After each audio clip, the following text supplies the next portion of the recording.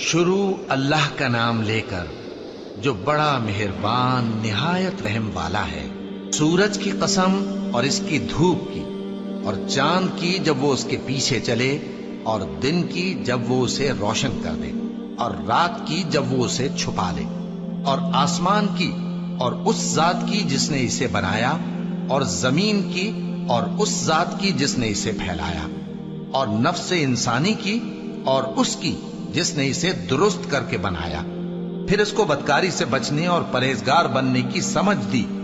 کہ جس نے اپنے نفس کو پاک رکھا وہ مراد کو پہنچا، اور جس نے اسے خاک میں ملایا وہ نامراد رہا۔ قوم سمود نے اپنی سرکشی کے سبب پیغمبر کو جھٹلایا۔ جب ان میں سے ایک نہایت بدبخت اٹھا تو اللہ کے پیغمبر صالح نے ان سے کہا کہ اللہ کی اونٹنی اور اس کے پانی پینے کی باری سے خبردار رہو، مگر انہوں نے پیغمبر کو جھٹلایا، پھر اونٹنی کو مار ڈالا تو ان کے رب نے ان کے گناہ کے سبب ان کو نیست و نابود کر دیا،